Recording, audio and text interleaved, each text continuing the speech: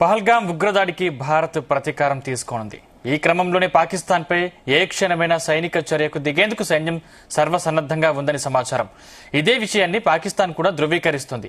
ఈ క్రమంలోనే పాకిస్తాన్ సమాచార మంత్రి అట్టా తరార్ రాత్రి ఒక ప్రెస్ మీట్ పెడుతూ పాకిస్తాన్పై వచ్చే 24 నుంచి 36 గంటల్లో భారత సైనిక చర్యకు సిద్దమవుతోందన్నారు. దీనికి సంబంధించి పాకిస్తాన్కు ఖచ్చితమైన సమాచారం ఉందంటున్నారు పాకిస్తాన్ సమాచార మంత్రి అట్టా తరార్.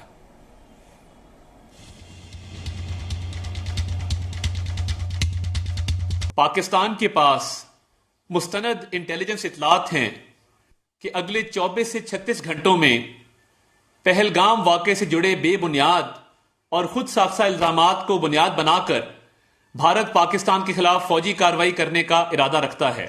पाकिस्तान के पास मुस्तनद इंटेलिजेंस इतलात हैं कि अगले 24 से 36 घंटों में पहलगाम वाक़े से जुड़े बेबुनियाद और खुद साख्ता इल्जामात को बुनियाद बनाकर भारत पाकिस्तान के खिलाफ फौजी कार्रवाई करने का इरादा रखता है।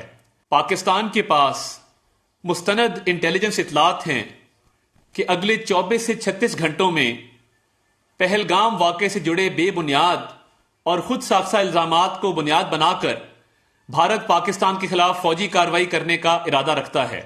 पाकिस्तान के पास मुस्तनद इंटेलिजेंस इतलात हैं कि अगले 24 से 36 घंटों में पहलगाम वाक़े से जुड़े बेबुनियाद और खुद साख्ता इल्जामात को बुनियाद बनाकर भारत पाकिस्तान के खिलाफ फौजी कार्रवाई करने का इरादा रखता है।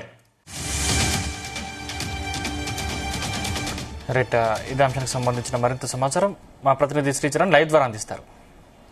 సందీప్, ఈ రోజు చాలా కీలకమైన డే అని కూడా చెప్పుకోవచ్చు. మనము ఉదయం 11 గంటలకు కేంద్ర కేబినెట్ సమావేశము, అనంతరము cabinet committee on security meeting, అనంతరం కూడా ఆర్థిక మంత్రి నిర్మలా సీతారామన్ తోని కూడా ఈ రోజు ప్రధాని నరేంద్ర మోదీ అధ్యక్షతన కూడా సమావేశం కానున్నారు. సో ఈ 3 క్రిటికల్ మీటింగ్స్ ఇప్పటికే already chief defence of staff తో పాటు త్రివిధ దళాధిపతులతో కూడా ప్రధాని నరేంద్ర మోదీ నిన్న సమావేశం నిర్వహించిన విషయం తెలిసిందే. ఎప్పటికప్పుడు ఇన్పుట్స్ ఫీల్డ్ లో, బ్యాటిల్ ఫీల్డ్ లో ఇన్పుట్స్ ఇస్తున్నారు. అలాగే స్ట్రాటజీస్ కూడా ఎప్పటికప్పుడు ప్రిపేర్ చేస్తూ గడిచిన 4 రోజులుగా కూడా రెగ్యులర్ గా రివ్యూలు జరుగుతున్నాయి. ప్రధాని నరేంద్ర మోదీ కంటే మొదలు national security adviser Ajit Doval సమావేశాలు నిర్వహించారు. అనంతరం రక్షణ శాఖ మంత్రి రాజ్నాథ్ సింగ్ కూడా, అలాగే కేంద్ర హోంమంత్రి అమిత్ షా కూడా సమావేశాలు నిర్వహించిన విషయం తెలిసిందే. సో ఈ రోజు చాలా కీలకమైన రోజుగా కూడా మనం అభివర్ణించవచ్చు.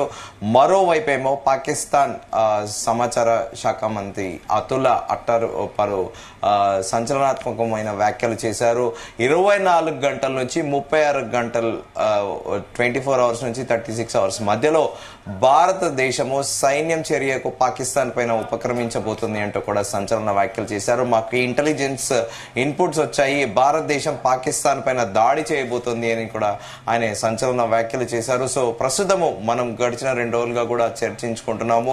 ఖచ్చితంగా ఏప్రిల్ 30న ముహూర్తం ఫిక్స్ అనేది కూడా మనం చర్చించుకుంటున్నాము. తాజాగా ఈ పాకిస్తాన్ సమాచార మంత్రి అతుల్లా తరార్ చేసిన వ్యాఖ్యలు కూడా వీటిని ఉటంకిస్తూ కూడా ఇది నిజమే అని కూడా ప్రూవ్ అయింది.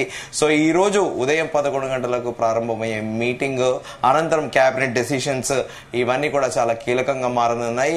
సో మరోవైపు ఏమో అనలిస్టులు కానీ, మిలిటరీ ఎక్స్పర్ట్స్ కానీ అందరూ కూడా ఒకటే చెబుతున్నారు, ఇండియా ఫుల్ ఫ్లెడ్జ్ గా వార్లో దిగితే మాత్రము పాకిస్తాన్ మ్యాక్స్ 3 నుంచి వారం రోజుల కంటే ఎక్కువ యుద్ధం చేయలేని పరిస్థితి పాకిస్తాన్ దగ్గర నెలకొని ఉంది.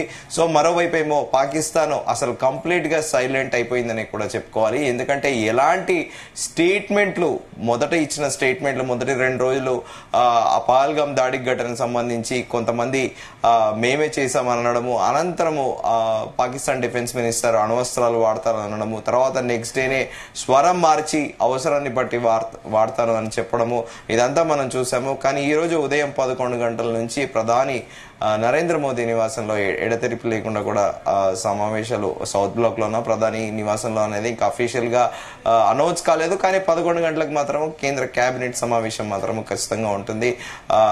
దీంతో పాటు సెక్యూరిటీ సమావేశము, అనంతరం కూడా ఆర్థిక మంత్రి ఒకవేళ యుద్ధం వస్తే ప్రస్తుతము మనకి అంటే డైలీ ఒక రోజు యుద్ధానికి ఎంత ఖర్చు అవుతుంది, దీనిపైన ఇది దేశం పైన ఎలాంటి ప్రభావం చూపుతుంది ఆర్థికంగా అనే దానిపైన కూడా కూలంకుషంగా చర్చించనున్నారు ప్రధాని నరేంద్ర మోదీ. అయితే ఇప్పటికే త్రివిధ దళాధిపతులకు కూడా ఫ్రీ హ్యాండ్ అని ప్రధానమంత్రి కార్యాలయం నుండే ఆఫ్ ద రికార్డ్ ఒక నోట్ కూడా విడుదలైంది. లీక్ వచ్చిందని చెప్పుకోవాలి. ఆర్మీకి ఫ్రీ హ్యాండ్ ఇచ్చారు. సమయము, మోడ్ ఆఫ్ ఆపరేషన్స్, ఎక్కడ ఎలా చేస్తారు అనేది కంప్లీట్ గా ట్రయో సర్వీసెస్ కి ఫ్రీ హ్యాండ్ ఇచ్చిన విషయం తెలిసిందే. సో తాజాగా పాకిస్తాన్ లో కూడా రోజు రోజుకు పరిణామాలు అనేటివి మారుతున్నాయి. ఎవరెవరైతే దూకుడుగా మాట్లాడారో, ఎగిసి ఎగిరిపడ్డారో ఇప్పుడు వాళ్ళందరూ కూడా అండర్ గ్రౌండ్ లోకి వెళ్లిపోతున్నారు. ఏ క్షణాన ఏం జరుగుతోందో అనేది ఉక్కిరి బిక్కిరి కూడా అయిపోతున్నారు. సో ఒకవేళ నిజంగా ఇండియా పాకిస్తాన్ పైన తీవ్ర స్థాయిలో విరుచుకుపడితే, అంటే దాడి చేస్తే పాకిస్తాన్ పరిస్థితి ఏందనేది కూడా ఒక ప్రశ్నార్థకంగా మారింది. ఎట్ ఏ టైమ్ 3 అంటే ఇటు ఎయిర్ ఫోర్స్, నేవీ, అలాగే గ్రౌండ్ లో ఆర్మీ, అలాగే navy, air force jet fighters తోని దాడి చేస్తే ఏకకాలంలో పాకిస్తాన్ పరిస్థితి ఏంటనేది కూడా ఒక ప్రస్తుతం పాకిస్తాన్ లో ఒక ఆందోళనకరంగా ఉంది. And at the same time Pakistan లో కూడా చాలా మంది అంటున్నారు ఖచ్చితంగా ఇండియా రిటాలియేషన్ ఉంటుంది, బెఫిట్టింగ్ రిప్లై అనేది ఉంటుంది. ఎందుకంటే సాక్షాత్ ప్రధానమంత్రి నరేంద్ర మోదీ బీహార్ రాష్ట్రంలో మధుబన్లో స్వయంగా ప్రకటించారు. సో దీని మేరకు భారతదేశ ప్రభుత్వం చాలా చిత్తశుద్ధితో ఉంది. ఎందుకంటే ఇక్కడ పహల్గాంలో జరిగిన దాడి ఇది దేశ సార్వభౌమ అధికారం పైన దాడి జరిగింది. ఎందుకంటే ఒక రకంగా చెప్పాలంటే అక్కడ ఒక మతం పేరిట మతాన్ని అడిగి మీది ఏ మతం అని అడగడము, వాళ్ళ టూరిస్ట్ ప్యాంట్లు తీసి వాళ్ళని కాల్చడము, ఇదంతా కూడా ఒక మతాన్ని రెచ్చగొట్టే విధంగా తమ మతమే ఆధిపత్యం ఉండాలని చెందన కూడా జరిగిన దాడి.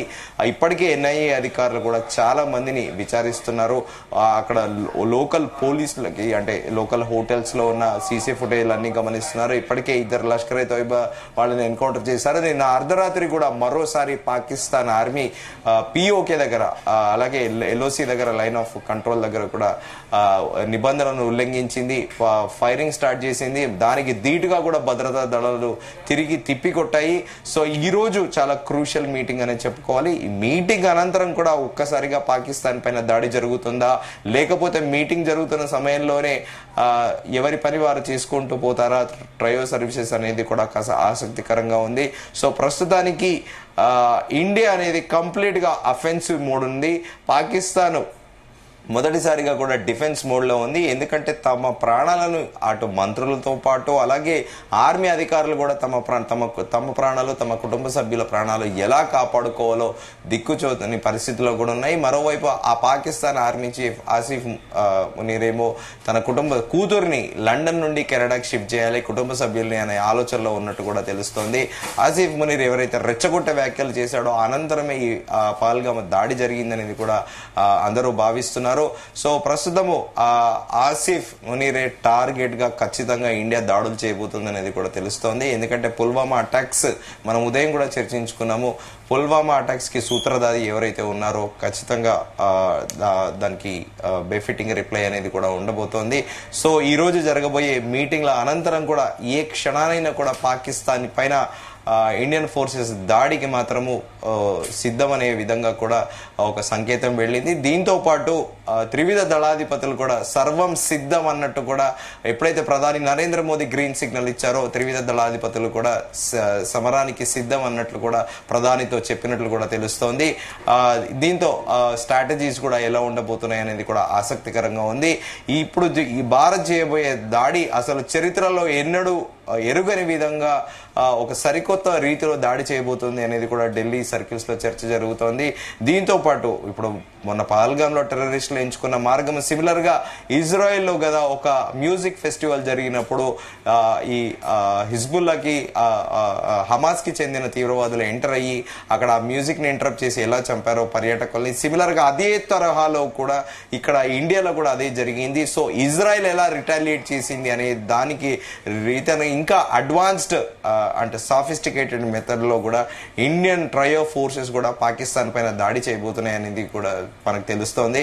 జియోగ్రఫికల్ గా చూసుకుంటే భారతదేశం ప్రపంచంలోనే భౌగోళికంగా అతిపెద్ద దేశాలలో 7వ స్థానంలో ఉంది. పాకిస్తాన్ చూసుకుంటే భౌగోళికంగా జియోగ్రఫికల్ గా ఉత్తరప్రదేశ్ రాష్ట్రం అంతా ఉంటుంది. పాపులేషన్ వైజ్ గా కూడా 25 కోట్లు మాత్రమే ఉంటారు. ఇండియా 140 కోట్ల పైగా. ఇంకా ఆర్మీ స్ట్రెంగ్త్ అండ్ పర్పస్ చూసుకున్నా కూడా ఏది చూసుకున్నా ఇండియా టాప్ 4th ప్లేస్ లో ఉంది. పాకిస్తాన్ వచ్చేసి 20వ స్థానంలో ఉంది.